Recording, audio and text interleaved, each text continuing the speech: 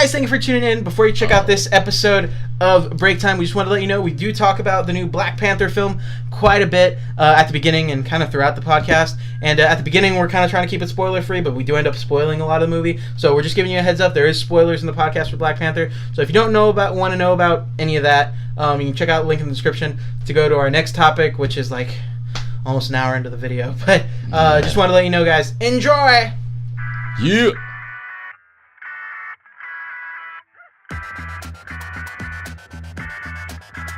Hey guys, and welcome to episode 35 of Break Time. I'm Alex. I am Eman, aka Jittery as Hell. And thank you for tuning in to this very near midlife crisis episode of Break Time 35. Wow, dude. I didn't realize it was 35. That's setting up the home gym in the garage right now. We're picking up the old records. My kids just don't understand how it was in the old days. And they don't. I've bought 3 different memberships to Golds that I'm not going to use. No, hey man, how's the red convertible? Is it nice? When my wife lets me use it. Guys. But we are at the midlife crisis stage in the fucking podcast. This is incredible. Man, we're just like trudging along to 50. We're going to be at 50 pretty soon. God. Like, I know it's like 15 episodes away, but the fact that we've gone 35, I think this is the most content I've ever made for anything. Any project, right? Anything, yeah. Because even when we used to do like old YouTube videos and shit, like this is like I think it's the most videos I've ever put out on anything consistently, and I think it's also just obviously time wise the longest. Like think about that, bro. Our podcast is usually about an hour and a half sometimes. So let's just say an hour. Right. There is over what is that, like a day and a half worth of content about us just talking. That's what I was gonna say, man. That's kind of nuts, right? It's kind of scary. Like, what the fuck do we put out there? Yeah, right? Like, there's something in that day and a half long hour, or the day and a half long time of us talking. Yeah. Like, it just take us down completely. You know what I mean? How much contradiction you could find. Woo! Yeah, I'm like thinking about opinions that. changing from episode to episode, but that's just normal. I mean, to me, you're watching our growth. Yeah, bro. Because like the first few episodes of Break Time was like, me and Eman, we're salesmen, we're trying to get it. Trying to get it, and then like 5 episodes later, Eman quit. Yes. And I'm not selling nothing. I'm terrible. And then to this episode to where I told you like I'm doing pretty good right now. Yeah, as man. far as sales goes. That's pretty good. It's fucking crazy, dude. Yeah. It's fucking crazy. How many jobs have you been through? Okay. Just 2. Just 2. Yeah. just 2. Just 2. But guys, right before we kind of jump into all the stuff we want to talk about, just so I mentioned at the beginning of the podcast, remember if you're tuning in, you want to just see what we talk about, maybe skip to your favorite parts or the stuff you actually want to hear us talk about. In the description, there's always a breakdown of the main topics that we hit, and it'll give you timestamps, so you can kind of skip to there if you want to hear our reaction to whatever, or us talk about that story or whatever. It'll be in the description. And also there's a link in the description now if you want to check out our Teespring shop to check out like Break Time shirts and some other. I think we just have the shirt and the hoodie up right now, and then we're gonna be putting up some other stuff if you want to support our podcast in that way. Anyway, Eman, so a lot of interesting things happened this week. Yeah, man. And we'll go through them all. But a big thing that me and you really wanted to talk about. Yeah. I did. I honestly didn't even ask you. I just told you I wanted to talk about it. Oh, this movie? You know I'm ready for it. We had a whole episode about Transformers. You know I'm ready to talk about this fucking movie. That's true. So, if you don't know, there's a little film out right now that everyone's excited about. Called Den of Thieves. Jumanji. Featuring Den of Thieves. 2 different movies. Den of Thieves. No, but Black Panther obviously just came out. This past Thursday, I guess, was the premiere, and it's breaking records, and a bunch of people are going to see it. I think it's the single most movie that I've not met a single person who didn't like it. No, that wasn't going to see it. You know what I mean? Yeah, like there were even like when the Avengers movies came out, I was like, "Are y'all gonna go see the Avengers?" Like, "Yeah, we're gonna go this weekend sometime," or "Yeah, we're gonna watch it. It seems cool." Or like, "Oh, you go see the new Captain America?" "Yeah, we're gonna go watch it." But this was the one movie where I'm a sales rep, so I talked to a lot of my customers, and the last 2 weeks I asked just anyone that I talked to, I just mentioned it. One, I was interested to see the type of people who are going to see it, because I read an article that were like, oh, all the black community and the African American community are going to come out and see this movie. But in my head, I was like, I'm pretty sure it is that community but everyone else who's just gonna go see it because it's like this huge thing. Yeah. So I was interested. And I was just asking people from all walks of life, like, "Hey, are you gonna go see Black Panther?" And everyone was like, "I already bought my tickets." Yeah. I didn't talk to a single person that was like, "Yeah, we'll see it." And being in your job, and the people you're around, mind you, he's selling in fucking Waxahachie, Texas, and shit like that. Often you find yourself in Timbuktu selling water softeners, so you're around kind of like Uncle Ruckus and them. Yeah, no, I get what you mean. So even they're like. Oh yeah, they're like gung ho and ready to go see it. My buddy David, you remember you met Del Rio David, right? Yes, absolutely. Yeah, he did this great video that he posted on Facebook where it was called "Racist Guy." Reviews Black Panther, and he does these all the time. He's great at them, bro. Really? He did one that actually got a few thousand views. Nice. Where it was making fun of the Tide Pod challenge. Okay. And him and his girlfriend, it's his girlfriend Steph and him, and he's talking to the camera. He's like, "So everyone's doing the Tide Pod challenge. We're starting our own challenge called the Chloroform challenge." And he has a rag, and she has a rag, and it's fake, obviously, but like he's pretending he's putting the chloroform on, and he puts it on hers and hands it to her, and she kind of goes like, and she kind of like gives it a whiff, and then like she falls, like she passes out, and he goes like, "Oh shit!" and he cuts out the camera. It's clearly staged. But it got shared. I want to see this, dude. It got shared. I'll show you, bro. But it got shared a lot, and one, it was great. Then there were other people that were like, "Man, look at these dumbasses. That stupid bitch. She passed out from the." There always is, dude. And I was like, "Bro, it's clearly satire." You can't fucking blame them. Because nothing is clear on Facebook, because Facebook is also where motherfuckers are really eating Tide Pods. Yeah, that's true. You know what I mean? But so he did a character one of, he had like this blonde wig and this America hat, and it was like this dude wearing a jacket. It was like a zip-up jacket, and it was this redneck. He's like, "Okay, everybody, I just got done seeing the Black Panther. Yeah. It's about King T'Challa." And he goes, "I should have hated this movie. I love it, but dude. It's my favorite." He's like, "It's so great." And he goes, "You know what? Screw it." And he unzips his jacket. It's a Black Panther shirt. And he goes, "Wakanda forever." And shit. You hear someone off camera go like, "Cletus, what you doing?" And then he goes, nothing, not doing anything." Dude, that's hilarious. I gotta show it to you. It's really good. Wow. Anyway, but like the point is, all walks of life, I think we're gonna go see this movie. Absolutely. And I thought that was really interesting to see. So at this point we've both seen it. Yeah, man. Let me ask you this before I ask you what you thought about it. What were your expectations going into it? Expectations, man. My expectations going into this movie were met. Mm-hmm. Everything that I thought this movie was going to be about, it was going to be like it. But what were they? What were they? Like, they were. What were some of the feelings you had? Because, like, just as an example, like I listen to a lot of Brilliant Idiots, obviously. Fuck yeah. And Charlemagne's been on this movie for like. Dude, did you see what he did on his radio show? Yeah. That was a clean ass cosplay. Yeah. Well, he did Charlemagne's jacked. He did that for Halloween, right? Or did he wear it again for it? Probably wore it again. Because I know for sure he wore it for Halloween, and I guess he might have worn it again when the movie came out. That was an expensive ass suit. He's probably getting his uses out of it. Really good. I remember he wore it for Halloween. He was talking about how it kept gripping his balls. Yeah. Yeah, okay. He's like doing this the whole time. He's like, yeah. But anyway, so what were your expectations about it? Or kind of like, what were you hoping for and seeing all the marketing and all that? Like, were you hyped for it? Yeah, man.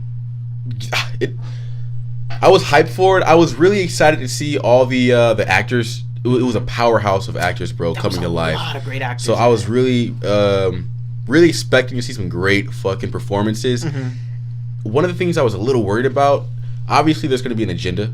Mm-hmm. Obviously they know what they're doing when they're making this movie. They're appealing to a certain audience. They know every black person in America is going to fucking see this movie. Mm-hmm. So they're going to try to like appease our narrative in some way. So I'm just happy they did that. They got the message across, but it wasn't overbearing. Because I hate movies like this. But it's a fucking superhero movie at the end of the day. It should keep a fun undertone. Yeah. So I don't like when movies like this have a certain agenda. I get you. And this one had an agenda, but it was relevant to the situation. Mm-hmm. And it didn't feel forced. It didn't feel forced. It didn't feel forced. It felt like it was relevant to what's going on in the world, and it was relevant to the story of Black Panther. Remember when we saw Apollo 18? And the whole fucking movie was a ploy to go to this conspiracy website. And so you're like, did I just watch a movie? Like, was this movie about the art of Was this an advertisement? Or was it just a fucking 2-hour-long commercial? You know what I mean? Yeah. Did not have that feeling. That movie, bro. Yeah, good. Lucky you. Yeah. Did not have that feeling about this movie at all. Yeah. Just speaking of other movies, most slept on movie in the world, bro. What's up? Fucking Unfriended. Yeah. Is it Unfriended? Is that what it is? That's it. It's Unfriended. That movie's so great, and I feel like nobody ahead of its time, That movie's so fucking good. Anyway, back to Black Panther. So ahead of its time. So those are your expectations. My expectations going into it, being someone who I mean, obviously, as far as the reason I'm going is one, I was gonna go see this movie regardless. If it was if it was any other superhero, I would have been there because I go see every superhero movie. I go see every Marvel film. And me and my family always go like opening night Thursday at 7:00. We're always there. I know, man. So did you go to the draft house or? We went to the draft house. Cool, yeah. We almost invited you, and then I was like, I think he was doing something with his girl tonight. Yeah, man. Or you were going on a date or whatever. Yeah. So we were. For me anyway, I was gonna go see it regardless. Right. Superhero movie. But I definitely, as far as expectation, I kind of went in and I was like, okay, it's gonna be a fun movie. It's gonna have this interesting, kind of like you said, there's gonna be an agenda. But really, I was hoping not for an agenda, but for a fun movie that got right the message of it. Yeah. But wasn't heavy-handed or wasn't like black people. Like, you know what I mean? Like, this movie could have easily been that, man. It could have, and I was, God. And I kind of went in there. Here were my expectations. I was like, it's gonna be fun. It's gonna be like an hour and and 50 minutes, and it's gonna have some cool action scenes. And it's probably gonna follow the formula. He's gonna fight himself at the end, like every Marvel movie. Yeah, absolutely. It's gonna be this and that and this and that. And then I went into it, and so if you don't mind, I'm kind of gonna shoot off what I thought of it and everything. Go ahead, man. Absolutely. But why is this it is fading fucking out? bothering me? I gotta find a different clip, dude. Yeah. Anyway. They're just restarting the broadcast. So like I went in and those were my expectations, right? Yeah. And I went in and my expectations for me were blown away completely because it wasn't just another Marvel movie. If this movie, like if this was its own thing, like if it wasn't connected to the Marvel Cinematic Universe, if it had nothing to do with Captain America and Iron Man and the Avengers, this could have been its own thing. Its own standalone thing. Yeah, it was like, that's what I loved about it. It was that like you understand it's part of this big world, but it's also like wow, this made sense. Yeah. And it was, so I thought that was really cool. It built this whole world that I was like, this is fucking amazing. So cool. And for me, there was not a lull in that movie. Like, there are even parts of Captain America Civil War where I'm like, okay, come on, let's get to the fighting. And this whole time I was like, oh, that's what Zuri's doing? Oh, that's what the agent guy's doing? Dude, yes, that's what Michonne is doing? Yes. I just know her as Michonne. But like, every character was so cool, and like, just the culture of it that they built, I was like, I want to visit here. Like, this is so cool. Yeah. And, so, and then the movie itself is really good. It goes in, for me, it went in like some unexpected directions that I wasn't really expecting from it. And what I like about it is it doesn't, and I'm kind of going to encroach on I think what's going to end up being a big talking point, is that it wasn't afraid to bring up, it wasn't afraid to go like, so without spoiling it, what I'm trying to say is that there's an agenda, like you said. There's definitely an agenda. Now, the agenda, to an extent, is that in certain areas or certain people, people of color are mistreated or underrepresented. Yeah. That is tackled in the movie. And it could have been very easy, and I personally thought that Marvel was going to Disney it and go like, oh, some people are treated unfairly. Right. But that's it. And that's it. But, like, they straight up went like, hey, people of color, black people, where I come from, are treated bad. Like, that's what one of these characters, it's his whole thing. But they had the balls to go for that and say, like, balls. Yeah, they're like, this is it. Movie. This is what's going on. And, it can very much be seen as, like, oh, this is, like, almost a call to arms. Yeah. Yes. Because one character is very much, the best way to put it is one character is Malcolm X, and the other one is Martin Luther King. That's one of the best analogies I've heard for this movie, dude. Yeah, and it's like it plays out like, I mean, I guess like they're around the same time, but like, what if they came to what if they had to come directly to blows? Yeah. You know what I mean? Yeah. Like face to face, like doing this, right? Yeah. So like one of these characters in the movie is like, hey, we got to be militarized. We got to take our rights. Right. We have to fight back. We have to destroy anyone who's not us. Right. And then another character is like, well, I think the better way to do this is to embrace these people and show them what we can offer and show them that we're like everyone else, and right. that we can contribute and that we can still protect our people and we don't have to do it in this way. Yeah. But I just felt that was like very powerful and that they were willing to make that, they choice. killed that shit. They had to have played on that archetype in this movie, man. Because the way you say it now, that analogy is so parallel to what really happened in the 1960s with Martin Luther King and Malcolm X. Yeah. It's almost impossible if they didn't play on that story. You know what I mean? But one of the things I wanted to say, dude. Yeah. So usually when you have movies like this where it's an agenda like that, usually they're protested because people think that, oh, why are they talking about this? It's not even, God, I mean, it doesn't even really fucking happen. Why are they speaking on it? I think that this movie, I haven't heard anything personally about it having that agenda, because you can't protest it. You know what I mean? Because you know it's fucking true, especially in that continent and in fucking Africa. You know it's one of the as far as living circumstances go, one of the worst places to be. You know what I mean? So when they say my people are impoverished, we're the bottom of the barrel, you can't protest it because they're just spitting facts. You know what I mean? Yeah. Like, one of the biggest arguments against Black Lives Matter is, you know, it's racism was not even that bad. It was in the 60s. It's not even that bad now. You guys are just being dramatic. It's a debated topic, but there's no debate that internationally Africans, people of African descent, are always the bottom of the barrel. You know what I mean? So I think when this movie spoke on it, it was just speaking facts, dude. You know what I mean? So it may have made some people uncomfortable, but there's no one protesting. But I love that. But I love that it worked for it. I don't know how they fucking did it, because, like you said, there's so many ways that it could have gone wrong. Like, just like, let me put it this way. There are so many things in the movie that could have gone wrong with everything that they did. The action could have gone wrong. The acting could have gone wrong. The characters could have gone wrong. It had all of the struggles of a regular movie. Like, maybe the story didn't make sense. Maybe the acting was bad. Maybe there was too much shaky cam. Maybe it looked too CG sometimes, which sometimes I think it did a little bit, which is cool. Yeah, which is a movie fine. Of this scope can have a few the fuck movie ups. is so, like, the movie was so great in all aspects. I was like, I'll fucking let you have yes, that. dude. Like, I don't give a shit. I do like, not care.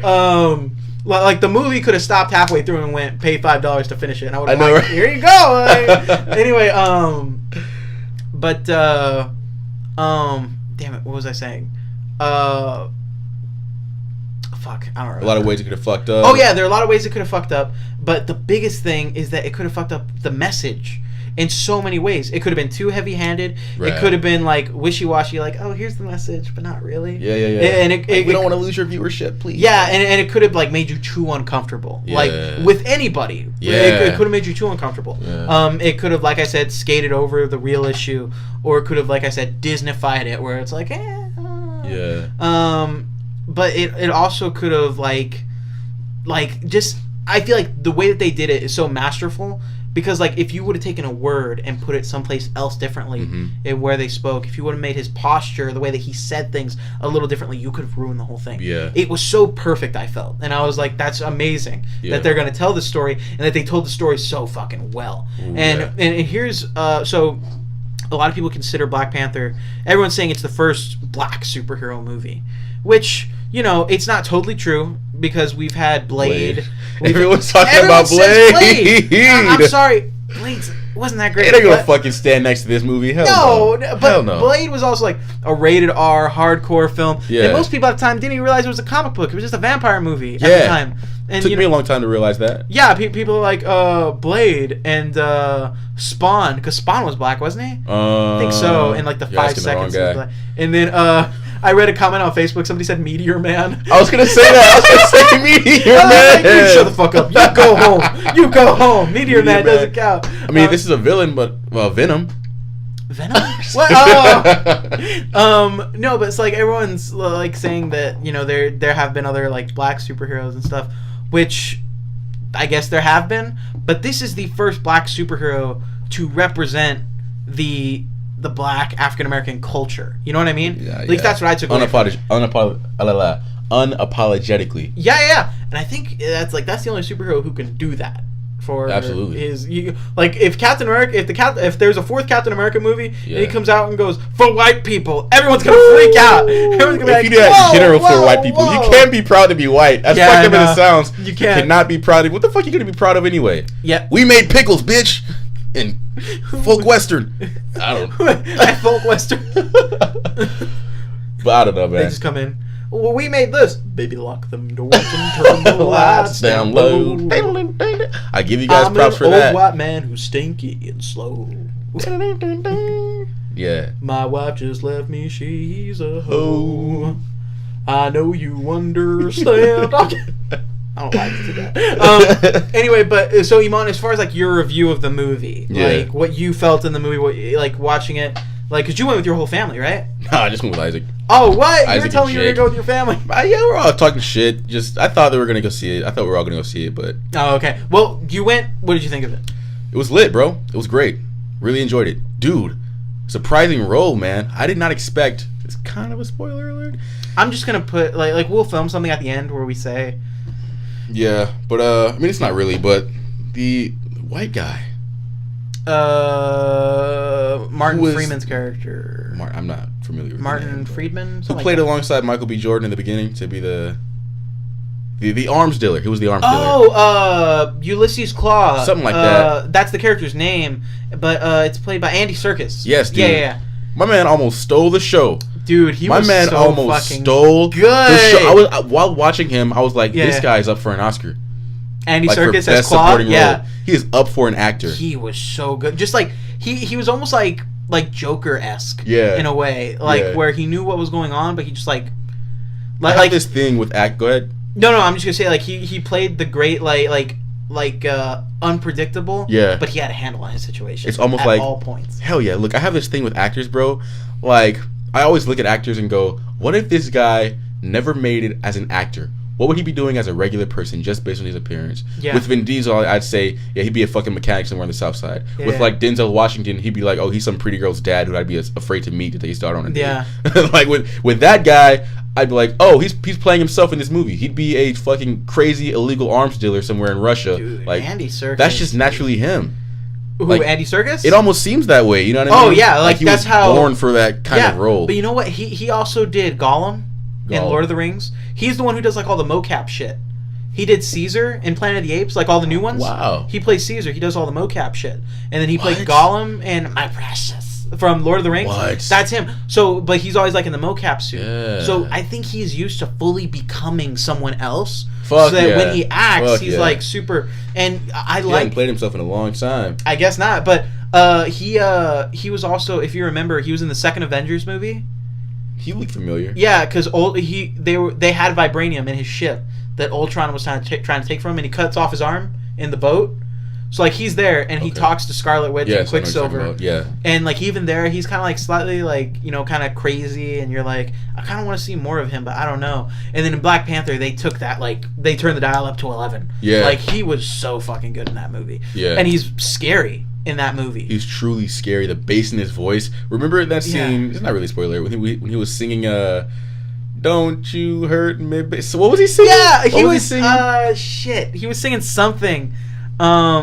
I don't fucking remember, but I know what you're talking about. Just that role, it was the pinnacle something. of his performance. Yeah, and I was like, shit. Because it was so good, man.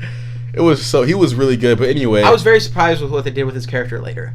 Yeah. I didn't think that his character was going to go in that direction. Yeah. And I don't know how I felt about it, but like I was like, you know what? If that's what works for the story of it all, which it did, because it does work for the story. But in the first half of the movie, he definitely is like the villain of the beginning. Yeah. And then Michael B. Jordan's character is the villain for like, I guess, like the middle to the end. Yeah. You know what I mean? I'm kind of glad they did that, though, what you're talking about. Yeah. I'm happy because I wanted to see, this is the first time we've seen Michael B. in that kind of role. Yeah. And he was being overshadowed by this dude. Now, mind you, this dude has years of experience on him, so he's going to overshadow him. So I wanted to see how Michael B. Jordan could carry a role like this. You know what? Here's my thing, though. I think Michael B. Jordan might be Michael B. Jordan plays Killmonger in the movie. I think Michael B. Jordan plays, how do I put it? I think he is the best comic book superhero, comic book movie villain. I think he's the best comic book movie villain because like, can you think of anybody else besides the Joker? Yeah, like who? that stand next to his role. Like yeah, how well he did it. I mean, Loki was good. But how many movies did Loki have to do it? Oh, quite a few. Quite a few. Michael B. Jordan. Like I was thinking about it. Think about how much he's in the movie. Yeah. He's in the movie a good amount. Yeah. But he's like, I would say maybe like 30 minutes he's in the movie. Like total screen time. Yeah. So he has 30 minutes to make you buy into this character. Loki had like 3 or 4 movies to make you buy into his character. Yeah. Thanos has been built up for how many movies, and he's going to be the big bad of like the new Avengers movie. The Joker, The Dark Knight, that movie, is like 70% Joker, and Yeah. Batman shows up sometimes. Yeah. It's really Joker the movie. Yeah. And this movie, like, I was so blown away with how well his villain made sense. You kind of agreed with him at some points. You're like, he's not a bad guy. He's just kind of going about it the wrong way. Yeah. You know? Yes. And I think that makes the perfect villain. When the villain thinks that he's the good guy, but you believe that he is the good guy. Because he's the good guy. He's not a bad guy. Like, dude, this movie is all about perspective. Yeah, man. He is the most, because he's not being selfish. Yeah. He never once is he like, I'm evil and I'm doing this for me. Yeah. He's all like, I'm doing my mission to save everyone. Yeah. And I think that is so fucking amazing. God, because there are parts in the movie where I was like, fuck, I agree with this dude. Yeah. Until he choked up that one bitch. But listen, man. Which who? When they were doing the ritual, he was like, burn that shit. Oh, yeah. She didn't, yeah. I think we're just going to have to film a thing after the podcast. It's going to say, hey, guys, at the beginning of the podcast, we spoil Black Panther. Because I'm just going to talk about it, I think. So, anyway, but I don't know, man. So, I mean, I think that it's a newer concept to have that kind of like, that kind of narrative for a villain, where the villain should not just be evil for no reason. There should be a motive that somebody could agree with. But I think the Joker, dude, he didn't have that. I think it was just killed it, man. Like, the Joker is Joker is an anomaly, I feel. That's what I'm saying. Because the Joker like, everyone says, like, the best villain are the villains that think that they're the hero. You know? And that is so true. The Joker is a fucking wild card, bro. Yeah. Like, it makes Joker is the only villain. I think the only villain that I can think of that this works for. Because name a villain, they all think that they're the good guy. Most of them, you can spin it to where they think they're the good guy. Doc Ock thinks he's a good guy. Yeah. Green Goblin thinks he's a good guy. Even in real life, fucking ISIS thinks they're the good guy. Yeah. The Joker is so fucking crazy because he just does shit to do shit, and he knows he's destroying everyone's life, and he's okay with it. And for some reason, we as people buy into that. Yeah. Like, and it's really fucking weird. It's kind of scary to think about it. And there's a Joker poster right there, and he's just like staring at me. Shit, right? Yeah. Dude, that's where that powerful line comes from, dude. Some people just want to watch the world burn. Yeah. Such a good line. It just sums up. You know what I mean? Like, it's like stepping on an empire. But that's the whole point. Like, there's no rhyme or reason. It's exactly. It's just fucking shit. It's like when you're 12 and you step on an ant pile. Why did you fucking step on that ant pile? I don't know. I just want to see the ants run around. Yeah. That's the Joker in his movie. Yeah. When we're burning wrestlers in your driveway, why did we do that? You want to see the wrestlers burn? Literally wanted to watch the fucking wrestlers burn. Yeah. But yeah, Some man. people just want to watch John Cena burn. Yeah, so the Joker played into that. Yeah. We haven't seen a villain play into that dark side that every human has. I think the Joker's one of the only people, because the thing with the Joker is that you don't know who the fuck the Joker is. He has no backstory or anything, at least in that movie. Yeah. And in most incarnations of the Joker, he has a backstory, but nobody knows if it's real or not. Because doesn't it keep changing? Yeah, it changes. Yeah, man. And even in comic books, somebody will write like, oh, this is the Joker's origin. Or is it? Like, it's always like that. So, it's kind of one of those things where I don't think people want to explain the Joker. Like, the Riddler goes home and takes off his Riddler mask and he's someone else. Yeah. Bane goes home and he can be someone else. Doc Ock is someone else. Yeah. Green Goblin is someone else. The Joker is just the fucking Joker. Like, that's the whole thing. And, but we're kind of getting away from it a little bit. But to kind of sum it up, Michael B. Jordan, I think, is an amazing fucking... He killed that. So excited for this dude. Yeah. I think, like, just the way director. Because the director did Creed as well. He did. Have you seen Fruitvale Station? No, I've been hearing it's fucking amazing. You have to watch it, man. Yeah. I saw it years ago. It's still really good. But he did Creed, which is the biggest one that I can... I mean, obviously, it's probably his most recent. Or if not, it's his biggest, most recent. Yeah. Besides this. And just the way that he was able to do what he did... Yeah. Is fucking insane. At his age. Yeah, he's young. Is he... How old is he? He's 16. He's 31. Okay, yeah, he's not quite in his midlife crisis yet. No, but like, think about it, like people like Tarantino, how old he is, and he's like considered like an amazing fucking director. Yeah. Steven Spielberg is considered an amazing fucking director. Yeah. I think this guy's an amazing fucking director off this. Like, there's certain directors like I think Jordan Peele. Yeah. He's a fucking amazing director off the one movie he made. Yeah. Like, that's insane. Speaking of that, to kind of transition into, because we're kind of all over the place with it, but the actors in Black Panther. Mm-hmm. And I know we talked about it a little bit, or we touched on it, but the cast is amazing, bro. Yeah. Like, how could you not be happy? I mean, if you have a powerhouse cast like that and they're not good, it's not because of their acting, it's because you're writing. So if you have a powerhouse cast, you also gotta have some bad motherfuckers in the writing room. Yeah, bro. Because if you mess these guys up, fucking Forrest Whitaker, bro, was so good at that. And the minute I saw him, I'm always expecting to laugh at Forrest Whitaker because the skit. Not just that, just something about Forrest Whitaker roles are kind of like Idris Elba roles, where they're always kind of going to be a little over the top, right? Or a little like Forrest Whitaker in all the movies I normally see Forrest Whitaker in. He's just yelling at somebody. He's like, "How do you think things go on? How do you think things happen? Blah, blah, blah. You think we care about what you got to say?" Yeah, it's just like that. Ooh, gaga. Okay. I was gonna say, man, Key and Peele forever ruined Forrest Whitaker for me. No, so but I'm real quick. I'm sorry. If you have not seen the skit, look up Key and Peele, Baby Forrest Whitaker. Funniest shit I've seen in a while. Yeah, so, there's that. That's fucking amazing. Not before you see this movie though. Yeah. Watch it after. But Forrest Whitaker is great. The gentleman, I can't remember his name, but from Inside Out, he is great in the movie.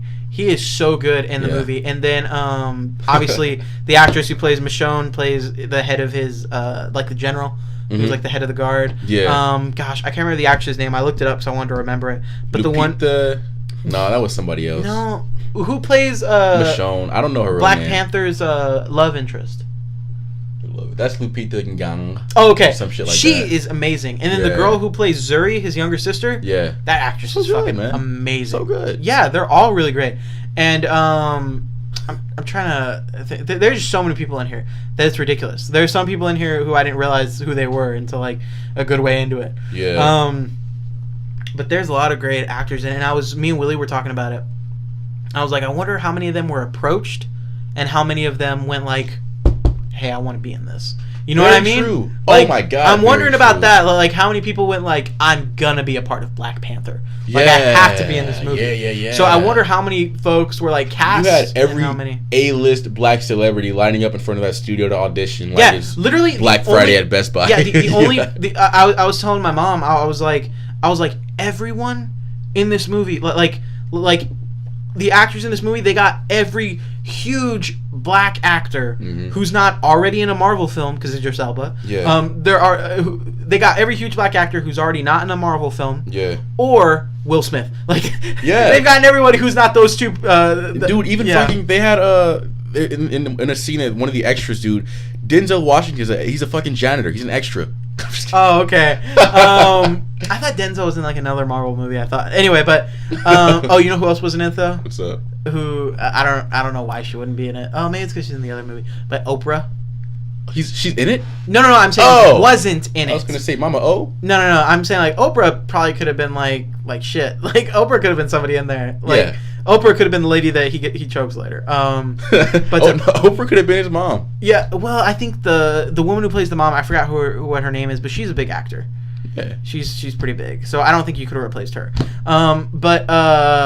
And then even the guy who plays his dad, I don't remember his name, but he's just an amazing actor. Yeah. The one who plays T'Chaka, like, oh god. Kind of gonna go into more spoilers, so we'll skip ahead, but I don't think it matters.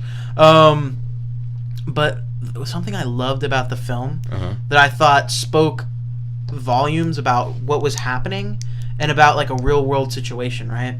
And this is where I feel like the agenda was pushed to the max, and I loved it. Like I think this was almost I have two favorite scenes in this film. This is one of them. The other one's a different one. But so the first scene that I love is when they're fighting, and the character from the gentleman from Get Out, I can't remember his name. He's fighting and he doesn't want to give up, and the other people who are fighting don't want to give up, and they're fighting against each other. One group is on the side of Black Panther, the other group is on the side of Killmonger, and they're going at it, right? Right. And then these guys are fighting, and there's a part where it kind of like slows down, and it shows you everyone fighting on both sides, and like without saying anything, like nobody. I think the most powerful moments in movies are the moments where no one says anything, there's no dialogue, but you understand and you get it. And for me, this scene was so fucking powerful because he looked at it, and the whole point of it was like like, we were fine, and because of me wanting to be extreme or because of me acting this way, I have now become the enemy. I am fighting against my literal, like, brothers and sisters, my people who are here. And one, I thought that was cool because in the context of the movie, it makes sense. Because the whole thing is that the country is very against causing war. That doesn't need to be. And now they're tearing each other apart. So there's that aspect of it. Yeah. But then there's the aspect of it where I feel like that's where the agenda comes in a little bit. As far as, like you're saying, the whole the Black Lives Matter thing. And then the other people who debate about it. Right. I feel like it was definitely like an insight on that where it's like, we are all the same people. Why do we need to be fighting about this when we can stand together and come up with a solution? Yeah. And, like, that's how I felt about it. I'm like, that was so fun. Because none of it is said. He never goes like, oh, I have turned my people against each other or anything like that. Right, when they got to explain it to you. Yeah, like he just goes like, he puts his weapon down and he stops fighting. Yeah. And his men follow in suit with him. And I'm like, that was so fucking amazing. Yeah. My other favorite scene was the when he stabs Killmonger at the end. We're talking heavy spoilers, yeah, guys. I'm already gonna put it at the beginning of the video that we're gonna spoil Black Panther. But where he stabs Killmonger in the chest at the end, and when he stabs him, Killmonger accepts his death. He's like you got me, like all fair is he's like, you got me. You were a better warrior than me, kind of thing. Like, I'm not gonna try. Like, you have defeated me. Because he was generally a good dude. I mean, he was very honorable about it. He did everything the way he should have done it. He's just extreme about it. Yeah. And I love the part where him and Chadwick Boseman have that moment where he tells him that he wanted to see the sunset in Wakanda, that his dad was gonna show it to him, and he takes him off to that. Get your ass up. Let's go. Yeah, and he takes him to it, right? So he shows him the sunset, and then T'Challa's like, he tells Killmonger, he's like, we could probably still save you. We might be able to save you. Yeah. And Killmonger has that great line where he says something like, for what? Like almost like, why? Just so you can have your way and nothing's gonna get solved. But then he says, bury me in the ocean like my ancestors who knew that death was better than shackles or whatever. Yeah. And then he pulls the thing out of himself and he dies. And I was just like, that scene is fucking beautiful because even though this is his enemy, T'Challa knows, like, hey, this is still a person. I want to give him his last wish and what he feels that was taken from him. Because, and T'Challa says later that the whole reason they're fighting is his father's fault, and he knows it. And he's trying to make it right. So he gives him that moment. But the other thing that makes that scene amazing is that Killmonger didn't go like, oh, you're right, I've been wrong this whole time. Right. He stayed in his conviction. Right. He 110% believed in what he was doing, and he literally died for it. He never changed it. He never apologized. He's like, this is who I am, and I'm going to die for being who I am. And I just thought that was so fucking amazing. Hell yeah. I was like, that was so powerful. One of the scenes, dude, well, this is probably my favorite scene in the movie. It's a dialogue scene, but I'm going to say it, spoiler alert, it's the scene where it's finally revealed to the characters that they're related to the villain. And the reason that I like that scene so much, man, is because you can play it so you can relate it to real life. I don't know why my fucking voice is cracking so much, but you can relate it to real life. So what happens in the scene is he interrupts a meeting amongst the elders of all the tribes, and he's talking to the current king. What the fuck is his name? T'Challa. He's talking to T'Challa, and T'Challa's mother, who's one of the elders, she's like, get him out of here. He can't be in here. He's a fucking outsider. He's a bad guy. And he goes, look at this necklace. This is my story. I'm your nephew. And then he says, hey, auntie, in a real condescending way. But I felt that in my soul, man, because in real life, you could have your girlfriend turn your back on you. You could have friends turn your back on you. You could have fucking business partners turn your back on you. But nothing hurts worse than your fucking family turning their back on you. Then you're truly alone. If you don't have your family, you truly have fucking no one. So in that scene, you really, really fucking felt you felt his pain. Yeah. I remember one of the scenes they were naming off his fucking resume. Dude was like Black Ops, Navy SEALs, CIA. He rode with toppled governments and shit. Yeah. And you're like, damn, he must have had a strong driving force to make him do all this shit. That shit is tiring. Even Isaac was like, yeah, man, first day of Buzz training, I say, fuck this, I'm out. You know what I mean? Like, I'll go be a janitor. There's when he fights T'Challa, like in the combat to the challenge or whatever, he tells him, he goes, I have literally, my whole life has been leading up to this point. And that's why he wins. And that's why I'm kind of like, as much as it sucks to see Black Panther lose, I kind of understood why he won. And I was not happy, but I was okay with him winning. Right. Because I was like, bro, you like deserve it. Because your life has been fueled by your hatred and your want to make this happen that you fucking won. Like, it's kind of like the guy at my party who had the bottles, who worked his ass off to get them bottles. He's 20. He's under 21. God knows what he had to do to get these expensive ass bottles. In the satire story. And he's pacing. He doesn't want to leave. He's about to get arrested for these bottles. Cops finally leave. He's in the clear. I'm like, fuck it, man. You could just stay. You earned it. You know what I mean? That's what I felt for this guy. Yeah, you're like, bro. You went through all that. Be the king for a little bit. Yeah. Please, somebody give it to this guy. Yeah, like can somebody get this guy a king? Yeah, get him a crown, please. Can somebody get this man a crown, please? But yeah, bro. And I don't know. I mean, we'll kind of start wrapping it up here in a minute because we've been talking about it for a while. But a lot of shit happened this week. But what did you overall like?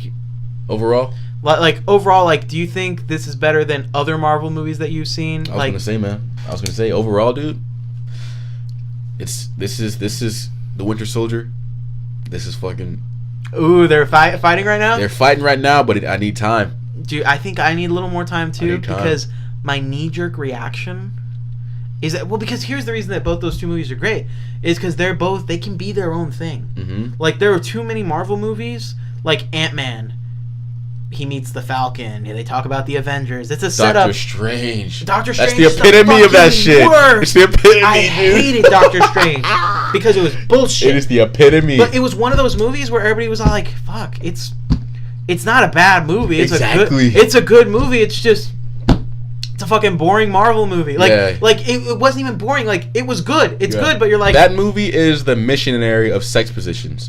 Yeah. That movie is the vanilla of ice cream. You know what I mean? Yeah. Just boring, bland, but good. You know what I mean? Yeah. Yes. Movie is pizza. It's not always great. It's not always... it's not the best. It's not the worst. But think of the time. It's good. Yeah. It's good. Have you ever truly had bad pizza? You know what I mean? Yeah. So that's what that movie was. Which is good for Marvel, but yeah, I guess, but every movie is just a segue or a copy and paste of another movie with just a different character in it. Right. You know, every Marvel movie is like, character starts off one way, and then something happens, and he wants to make a change in his life, and then he works and trains, and then he fights the bad version of himself at the end. That's Iron Man, that's Ant-Man, that's Doctor Strange, that's the first Captain America movie, that's the first Thor movie. Yep. It's every movie ever. And you know, Captain America, Winter Soldier, and this movie were totally their own fucking things. Even Iron Man 3. Iron Man 3 is his own thing. Yeah. And as much as I don't like Iron Man 3, I respect it. I respect it for doing its own thing. And it's a good movie. It's just, it wasn't my taste. Yeah. It just wasn't my thing. And I can totally respect that. I mean, I can't say it's shit. It's just, it just wasn't for me. But, yeah, bro. For me, my knee-jerk reaction was to say that Black Panther is the best Marvel Cinematic Universe movie. I was going to say it too, man. Because it is, as much as Captain America... Winter Soldier is great, and I love it. It's always got a special place in my heart. Like, that's like top 5 superhero movies for fucking... Like, that's like top 3 superhero movies, bro. Yeah. No shit, man. Unless I watch this again and, like, by miracle, I think it sucks. Like, in my head, bro, the best superhero movies in the fucking world is The Dark Knight, Winter Soldier, and Black Panther. Yeah, absolutely, like, absolutely. That's just it. Like, those might be like... Winter Soldier is at least like one of my favorite fucking movies, just in general. Yeah. But superhero movies is those 3. Like, they're just so fucking great. Yeah. You know what I mean? And it's not just a spectacle thing. It's not just because it's good. It's because it built a world. And when it ended, I legitimately went like, does anybody want to make 3 more hours of this shit? Because I'll fucking sit here. And I'll watch 3 hours of this shit. I'm going to say it, man. It's my favorite movie. Like, not movie ever? In general. No, comic book movie. Comic book movie. Yeah, bro. It's so fucking good. I loved the shit out of it. And it was so much more than just like what some people were worried. Look at this shit. I was looking at it the whole fucking time. It's literally flat. It's so much more than what some people thought it was going to be. Is like, oh, it's just going to be a black Marvel movie.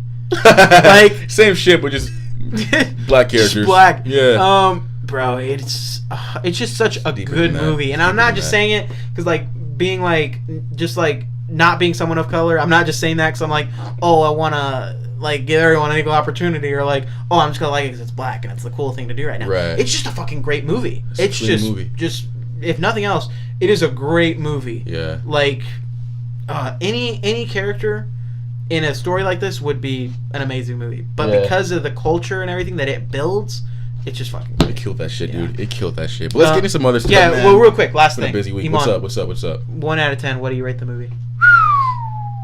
1 out of 10. It's an 8 for just movies in general. Mm-hmm. It's a 10 for superhero movies. Yeah.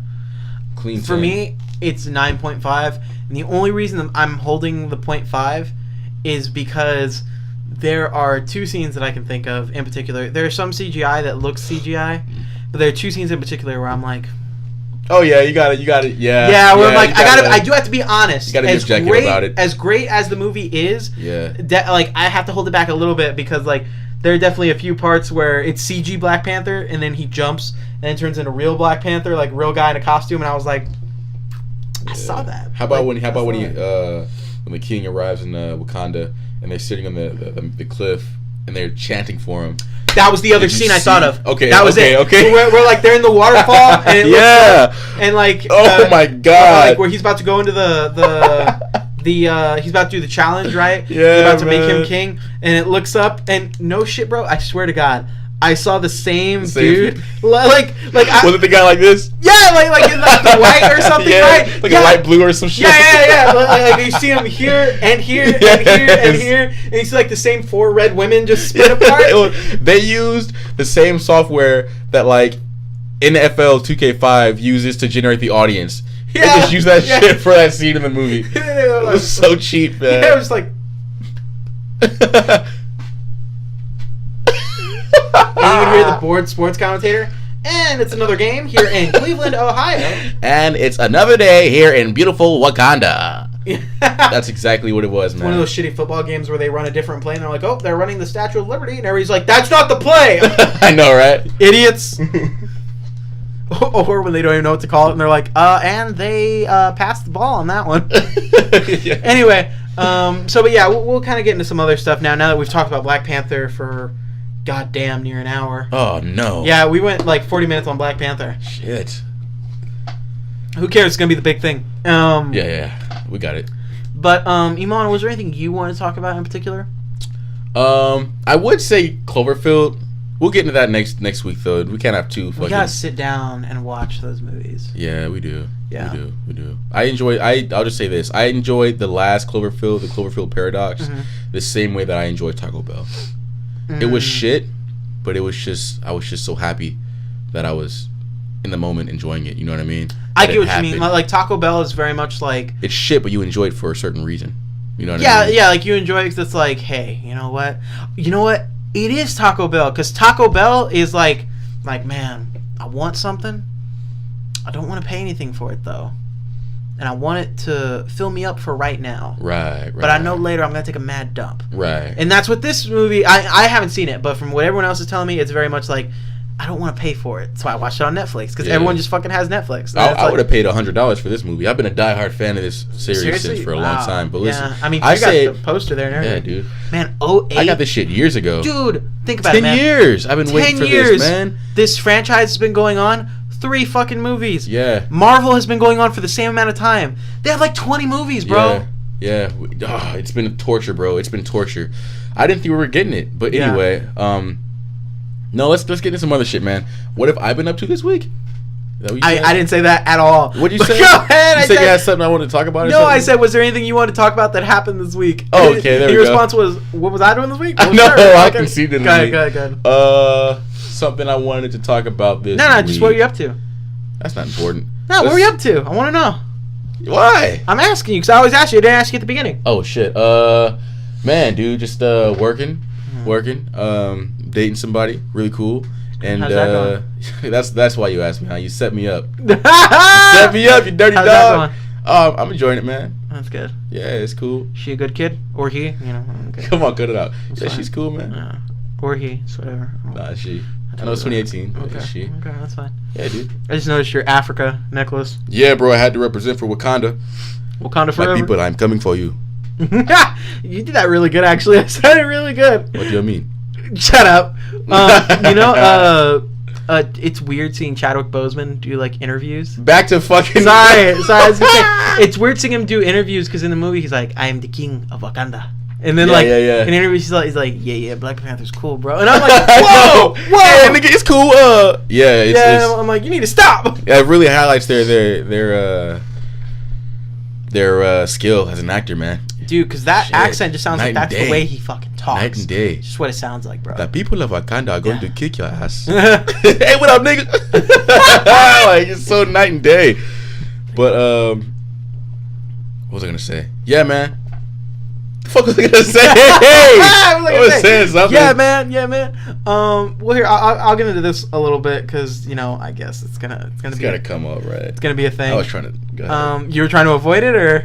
Well, I was trying to see if there's any other thing we want to talk about before. Yeah, well, I don't see anything else that happened that I can justifiably talk about ahead of this. Let's get this shit, man. And another one bites the dust. Go ahead. Yeah. So there was a school shooting. Yeah. I don't want to say another school shooting because there was a school shooting. I don't want to make it seem like it's just like a passive thing, like another one. But no, there was a school shooting in Florida, right? It was Florida? Yes, sir. Yes, sir. At a Florida high school. And a young man walked in and opened fire on his fellow classmates using an AR-15, right? I think it was an AR-15. Yeah, wasn't that correct? Okay. So, I don't want to get into the whole to the who and where and all this shit. What I really want to talk about, because if we come up here and we just name all the facts of everything that happened, we're going to do that for every single shooting. Absolutely. And it's what's important, I think, is, obviously it's terrible. Any loss of life is always fucking terrible. You never want it to happen.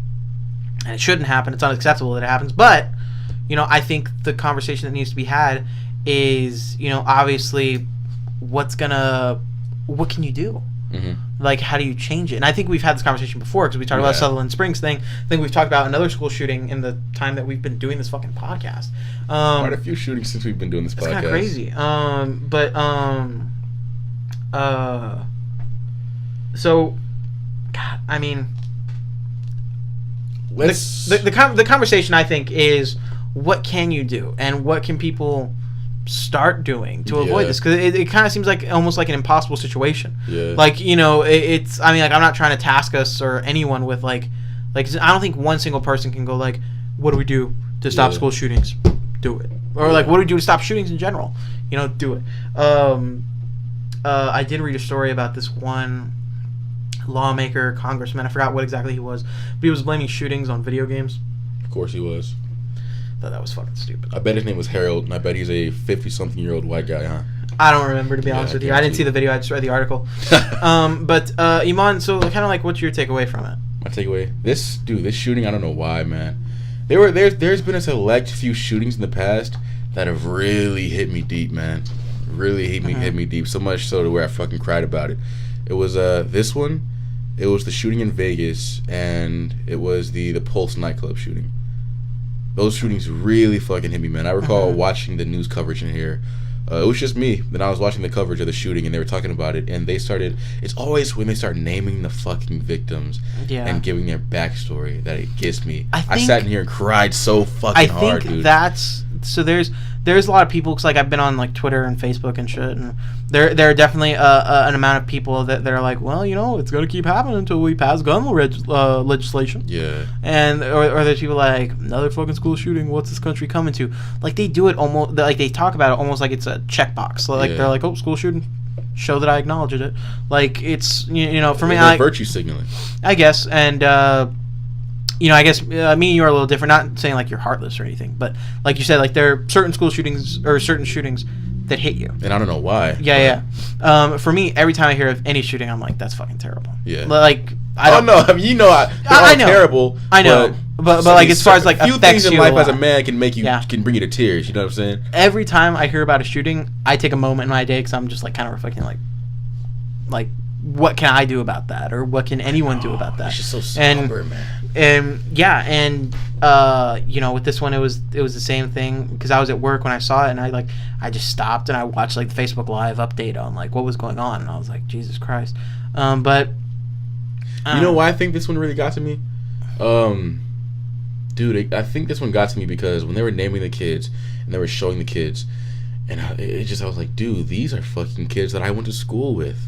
There's such a direct connection there. Yeah. Where it almost just, it felt too real. It felt like it happened like to people that I knew. Yeah. Because in a way I knew those kids. Those were all high school kids who dressed the same, looked the same, acted the same. That's the people that I fucking knew and grew up with. You know what I mean? Mm-hmm. So I was very, very easily able to take myself and put myself in their shoes. Yeah. Because I was there not even 2 years ago. You know what I mean? Yeah. So it was just, this one was just kind of, it was real for me. Yeah. It was really real for me. And I'm sure you too. But what I was going to say was, the fuck was I going to say?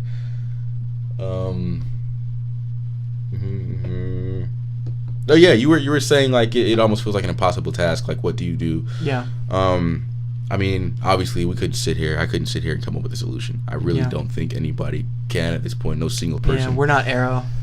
Yeah. I told you about that episode, right? Of Arrow? Yeah, you did. Yeah. I think the best thing to do right now is not the same thing, which is what's been happening, right? The definition of insanity is repeating yourself and expecting different outcomes. Yeah. I think the best thing we could do is at least experiment with new ideas. Just try new shit.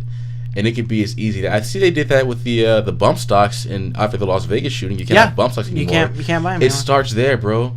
It's the small changes. Because when you make those small changes, this is for anywhere in life, whether it's your diet, your relationships. When you start making small changes, other flaws will begin to reveal themselves. Yeah. And up until the Vegas shooting, it's kind of like when you're done nothing as far as this problem goes. It's kind of like when you're fixing a house, just to kind of further your metaphor. It's kind of like when you're fixing a house. You're like, one day you'll be like, oh, I'll hang up these curtains finally. You hang up the curtains, and you're like, man, my window sill is really dusty. That's how it goes. I'm gonna clean it. You clean it, and you're like, man, it's all cracked. Maybe I should restain this. Yeah. And then you restain it, and you're like, I mean, while I'm at it, I could also restain the staircase railings. It's looking kind of dingy. Like, you know, I'll bring a fucking real example to this, man. With my dad, he's like, I'm getting tired of this bathroom. This bathroom is really a problem. This is my bathroom. He's like, yeah, I renovated this like 11 years ago. Why was it a problem? This shit because it was just really old. Oh, I get you. And he wanted to re-renovate it, and so he's like, yeah, I'm gonna get some new tiles. Your house is old, bro. Yeah, it was really old. It was built in 90 or 19. 02? I'm just kidding. It was built like 2000 or some shit. Yeah, because you've been in this house like since you've been here. Yeah, bro. Like your house, like there are certain parts of your house, like the way that it's laid out and the style of it that is like very 90s. Old school shit, man. Yeah, so that's why my dad he's rushing. I think they had this shit. They had this shit built like like on the cusp of changing into the 2000s. Yeah.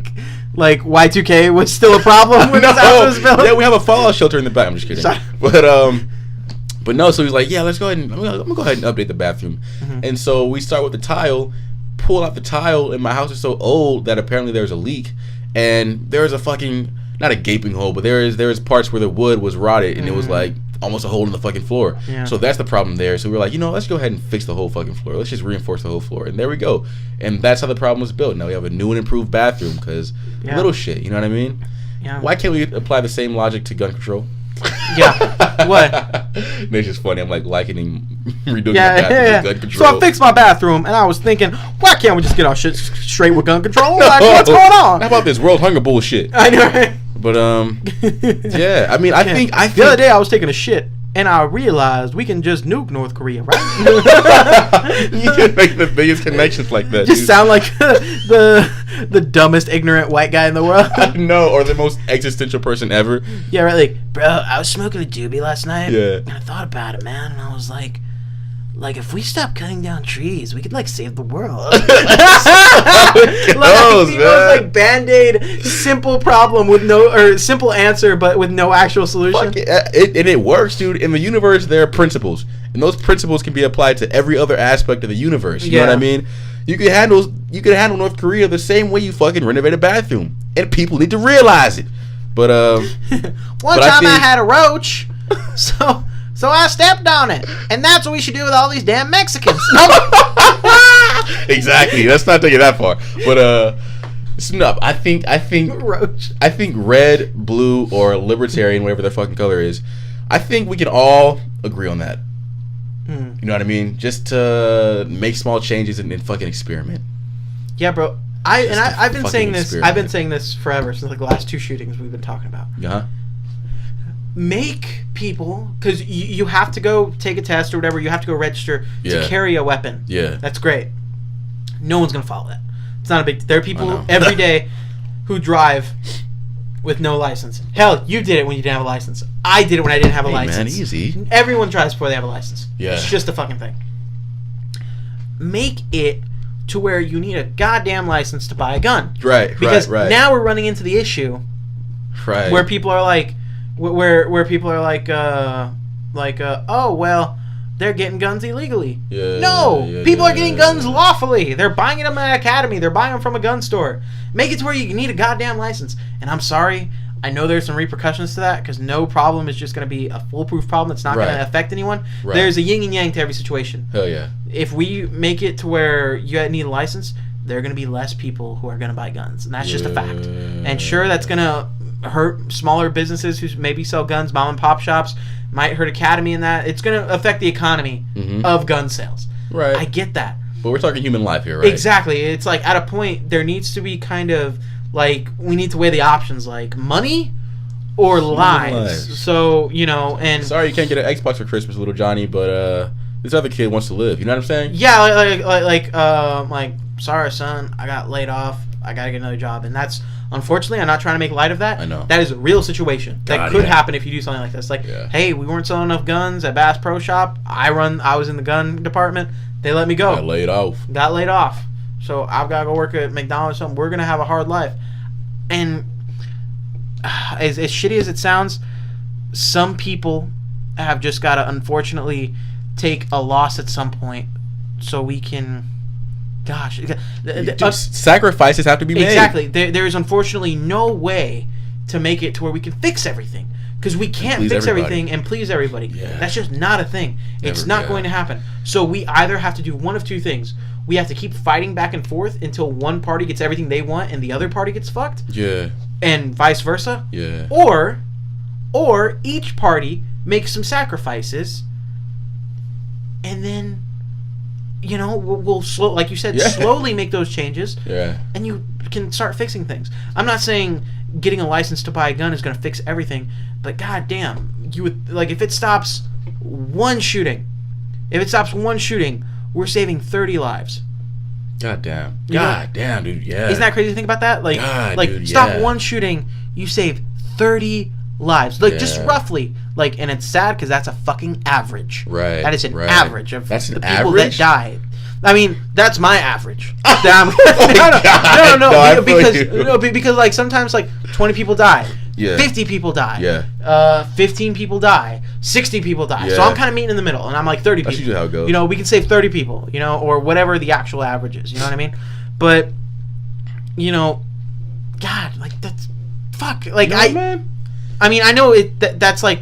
And I'll be honest. In Texas, if the government decides, like, hey, you got to get a license to do that, state legislation, you all get that passed within your state, figure that out in your state. Texas is going to be the last fucking place to do that. And it just fucking is. But we need to get towards it. Like, we need to do something. I think there's enough young liberals in Austin to cover all of Texas. Exactly. Austin. Now is your fucking time. Now's your time. Please. You want something to fucking march about in Austin? March about. Now is your time. God damn it. The bees can wait, Austin. Nah, but listen, man. Did you think about that? What? Austin. I mean, I could be shitting on Austin. Call to arms. I could be shitting on Austin for the wrong reason. Austin, Texas, battle stations. I've been to Austin in the last 2 years, maybe 5 or 6 times. Yeah. Every time I go to Austin, there's a fucking protest, and the cops. We mentioned this on an earlier podcast where the cops were always like, "What's going on, officers?" They're like, "Fucking protesting again, fucking hippies." But which bored college kids. Yeah, I witnessed you have a breakdown in Austin because we were stuck in a traffic jam because there was a protest going on. I lost my fucking I got to a point where I was like, bro, shut up.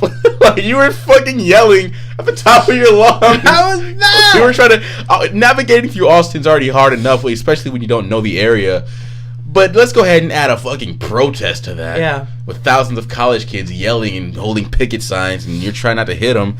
But, what I was going to say, bro... I'm like, for 1 minute, don't hold signs for Trump. Do something constructive. How funny was that? Like, they weren't even protesting because of what he did. They were protesting an outcome. They were protesting because he won. You know what I mean? I get it. It's kind of scary. It's daunting, but it's an outcome. You can't change that with a protest. Dump Trump. Dump Trump. Dump Trump. It's not gonna happen. What are you guys doing? I can't get some signs and go walk outside the lotto office and be like, I didn't win. Give it to me. I didn't win. Give it to me. That's what they're doing. That's what they're doing. Anyway, but listen, Austin, use your powers for good. Yeah. And let's do one of those dramatic call to actions, like Churchill did in World War II. Yeah. Austin, for every sign that you make, we are in very daunting times. Right. We're called on by a few individuals who don't shave, are vegan, and wear 100% natural biodegradable deodorant. I am speaking of the few and the brave down in Austin. Now is the time, more than ever, that we need you. We need your rallying spirit. We need your undying willingness to fight and hold signs. Please, now more than ever, it is your time. What the fuck is that? What the fuck is that? I started doing the thing for the goddamn commercial. Don't worry. Sleep happy. I'm not even doing the actual song. I'm doing the "Don't Worry, Sleep Happy" part. I know, that's from why these most uppity songs from Mattress Firm. You yeah, is that Mattress Firm on the girl? I don't watch TV. I watch YouTube. On the radio. Oh shit! But God damn it! Radio ads are the fucking worst. Like, oh, they're the worst. Yeah. Yeah, like you're like you'll be listening to the radio and it's like, call 333-3300 and we'll fix it. Yeah. Don't worry. They just so all over the place. Sleep. And it's crazy, man. Dude. Come on down to your H-E-B, buy a bag of bread, get one for free. Come on down, and then you'll see H-E-B is the place to be. Yeah. No, there's one. Wait, is that a real thing? You just drop some bars real quick. I just drop some bars. You just drop some bars. No, but there's one. I'll show it to you here in a minute, bro. Okay. There's one of H-E-B that premiered during the Super Bowl, I guess, on local television here in Texas. Oh, snap. And it's a cowboy on top of an H-E-B truck with a full band, and they're singing about H-E-B. Word. But it's a black cowboy. Oh, God. They're trying to be inclusive. Yeah, yeah. Like what we were hoping Black Panther would be, H-E-B just did it. Damn, we're ahead of the game. Threw a black guy there. Like, it'll be an H-E-B commercial with a cowboy, and everyone's like, but he's black. And they're like, that'll get us the liberals. Fuck yeah. Anyway, but to wrap up the I mean, it sounds kind of shitty to put it this way, but to wrap up the part of it with the shooting and everything, yeah, I think the main thing is just like, as people, I mean, hey, we can wrap it back around to Black Panther. If in Black Panther they can realize that instead of fighting each other, they should work together to solve their problems, why can't we as a people do that? Huh. Like, I understand Black Panther is a fictional, like Wakanda's fictional, and that's whatever, but you would think that right now, with the shootings that are happening, with the divided country, you would think hopefully maybe a movie like that, or just in general, hopefully that inspires others to project that message to other people. Yeah. And show that there can be unity and not so much division. You know what I mean? But yeah, so... It's the same shit. Like, yeah. I mean, people will listen to this and be like, wow, they're such a fucking Americans. They're applying these real world problems to a movie. But we look and draw. Movies mirror real life. And real life mirrors movies sometimes. Go ahead. I was going to say, so why can we do that when we're dissecting a Shakespeare play? Why can we apply things you see in a Shakespeare play to real life? Yeah. But it's fine. It's art all the same. Yeah. So, I mean, fuck it. You know what I mean? There's shit to be learned from every form of art. Yeah. And I don't see why you have to exclude movies. No, and I think the best movies are the ones that imitate things that are happening in life. Yeah. Or they're the ones where, or the best movies imitate what's going on in life, or they're the ones where things happen in your life and you go, this is like this movie. Because movies, at the base of it, are to tell a real story, to engross you in a story. And all stories, no matter what it is, and no matter how bad the story is, no matter how shitty the movie is, no matter how shitty the book is, no matter how shitty the TV show is, all stories have a moral. Yeah. That is the point of stories. The point of stories is to get a point across. Absolutely. Like, that is it. Like, everything that we do on the show when we talk about our lives and stories and everything is a moral. I don't know if you noticed this. I noticed it. I noticed it with a lot of podcasts and stuff. But especially with us, I think we've always been really good at it. But starting a conversation and then following the conversation and then bringing it back. Right. And going like, boom, this is how this whole thing has come full circle. It's crazy, yeah. I think we're really good at that. And there are a lot of people who are, but I think we're really good at doing that. And that's kind of what movies are, is they're going to bring it full circle. Yeah. With life or with anything. With any media does that, you know what I mean? My uncle told me, man, even a fool can teach wisdoms. Yeah. There's lessons to be learned from everything, man. Yeah. There's something to be taken away from every fucking movie I've seen, bro. Why do you think when I was heavy on Tinder, I wouldn't got the DVD box set of 50 Shades of Grey? Okay. I was building for that fucking joke. I know it was. But no, I mean, there's I love life lessons that you're in building everything. up to a bit. Hey, you too, man. I'm just letting you. There's sometimes where like we're like, I'll go, yeah, man, you're right. And then before I even start my sentence, you start smiling, and you're like, go ahead. Like, you already know I'm setting this up for a bit. Like, what you gonna say? Go ahead, bro. Good. Like, and you let me do it. You're like you're throwing the softball at me. Like, you're responding. Yeah. You're like, you fucking have it. And I'm like, yes. What do I do? Huh? What do I do when you can tell I'm setting up for a bid or some shit? Bro, you're I think bad at it. Because here's my thing, like, and you notice it, because like I'll keep a straight face, but I think I put on a certain straight face, or it's an unnaturally straight face. I just like tap my head. Anyway, but like it's an unnaturally straight face, because I'll be like, yeah. Well, you know what? Yeah. Like all of a sudden I'll get kind of like overdo it a little bit, like you do this, bro. You go like you like. No, I don't. That's you do, bro. No, I like don't. Smile, like you smile, get a big grin, or you kind of go like. Hey, so like, but it's 50 Shades of Grey. Yeah. Like you'll have a visual, like the hamster ran, and you're like, That's like gears are working. Yep. God damn it. That's what like this podcast is gonna like when they look at the bottom to see the conversation, it's gonna say Black Panther and shooting. And that's fucking. I know, that's all we fucking talked about, and we're already an hour and 15 in. Wow. Yeah. Got about 10 minutes tops of this shit left, right? Yeah. I mean, unless it just ends, I don't know. Yeah. I don't like to unnaturally keep going. I know. Gosh. Whoa. What have you been up to this week, man? Dude, I worked a lot. That's it. I worked. I got a pretty good paycheck, so I went out, bought some clothes. I was gonna say, man. Bought some clothes. Hey, you getting down with the rayon? With the rayon, what the fuck? The rayon's a type of material. That's what I wear. I guess, bro. Oh, you know what? Oh my God, is that rayon? You really got fucking rayon? I got this shirt because I saw it and I'm like, I saw it kind of like. I mean, it doesn't really have a design. I almost bought one that had like a grandpa design on it. I wanted to. Getting them. He's already wearing skinny jeans. Yeah. I wanted to so fucking bad, bro. But like, they didn't have one where like, you know, like some shirts, even if like they're your size, like they just don't fit you well. Like they don't. Yeah, look they're good not on tailored you. to your bodies. Yeah. So like I was running into that with some stuff, and then I'm like this weird amount of fat, where like some extra large shirts or some shirts that fit my measurements, like do like this shit. On me. That's the worst. And then some like just are straight. Yeah. Like, and it's fine. So I don't know. It's like really weird. But anyway, so I almost bought a grandpa shirt, but like I got this one because I was like, oh, I like the material on it. It reminds me of Eman shirts. Like I bought it specifically because I was like, oh, this reminds me of like that'd be cool, Eman shirts. And I bought some like more dress shirts and shit. I bought these new kicks. Let me see. Ooh! I need some new shoes for like work and shit. Do I have those shoes? Do you? Fucking hope not. I'm about to take them back. Hold up. About to take them back! I'm kidding. I'm not. Love them too much. I don't feel like digging for them, but look, that's the fresh get up, man. Yeah, I love it. I thank you for updating your style, brother. Yeah. I couldn't be seen with you in public anymore. Started wearing nice socks too.